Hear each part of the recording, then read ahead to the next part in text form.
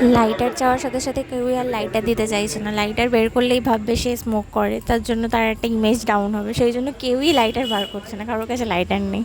যাই হোক, অবশেষে লাইটার পাওয়া গেছে। আকাশ ভীষণই হ্যাপি ছিল, কি করবে ও নিজে বুঝে উঠতে পারছিল না।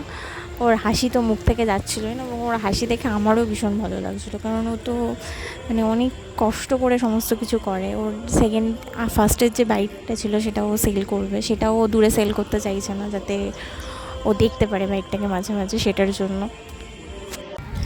ফাইনালি বাইক রাস্তায় উঠেছে, বাইকের চাবিতে চাবির রিং লাগানো হয়ে গেছে। জয় জগন্নাথ বলে ও যাত্রা শুরু করছে।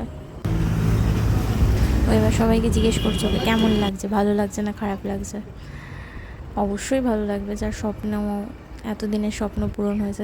যাই হোক, বাইকটা ঘুরিয়ে নেওয়া হলো। এবার আমরা আবার কৃষ্ণনগর ফিরবো, তারপরে মন্দিরে যাব, পুজো দেব। ওই যে যাচ্ছে ভীষণ আনন্দে, আস্তে আস্তে যাচ্ছে, কারণ নতুন গাড়ি, বেশি জোরে চালানো যাবে না।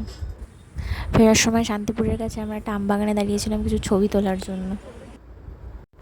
আমরা যখন এসেছিলাম সূর্য মাথার ওপর ছিল, এখন সূর্যও আস্তে আস্তে পাটে গেছে।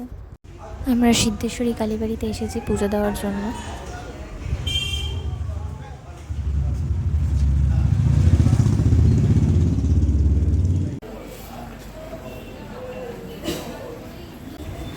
পুজোটা দেওয়া হয়ে গেছে, এবার মায়ের মালা আনা হয়েছিল, সেটা মাকে পরিয়ে দেওয়া হচ্ছে। ঠাকুরমশাই পরিয়ে দিচ্ছেন, পরিয়ে দিয়ে এসে ওর বাইরে বাইকটা পুজো করবে।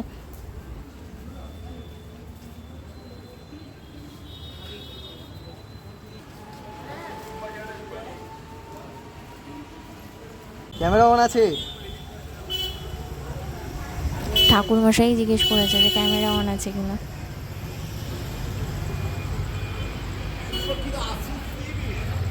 ঠাকুরমশাই খুব ভালো করে মন দিয়ে গাড়িটাকে পুজো দিয়ে দিচ্ছে।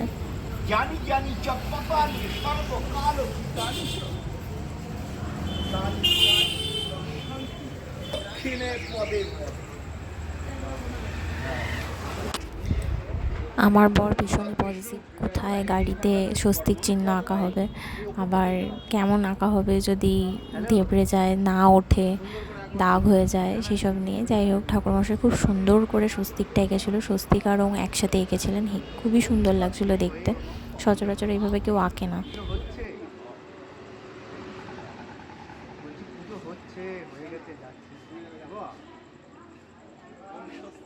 না বাড়ি যাবো, নিউজটাই রাখবে, আমি সুন্দর রাখতে পারবে না, সবাই দেখবে কিন্তু পারবে না। একদম মন্দিরের কথা বলছি, একদম আমি পারবো আর কেউ পারবে না, এটা কোনো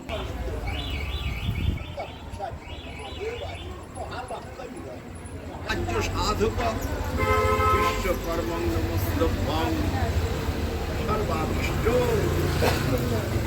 ফলপ্রদাম ওম। থ্যাংক ইউ বল, কংগ্রেচুলেশন বললো। ফাইনালি পুজো দেওয়াটা হয়ে গেছে, এবার আকাশ ধূপ মন দেখাবে। এই যে এতদিনের আশা ওর পূরণ হয়েছে, সেগুলোর জন্য থ্যাংক ইউ জানাবে। আর প্রত্যেকেরই একটা আশা থাকে নিজের সমস্ত কিছু করব, সেটা ও নিজে করতে পেরে, সেটার জন্য ওর নিজের খুব ভালো লাগছে। এবার ভগবান যদি হেল্প না করে তাহলে তো সেটা করা পসিবল না। এবার আমরা কৃষ্ণনগর থেকে দইয়ের বাজার ফিরছি। বাড়ি ফেরার পর মা কাকিমা পুজো করে নিল। আজকের ব্লগটা এখানে শেষ করছি, টাটা, সবাই ভালো থেকো।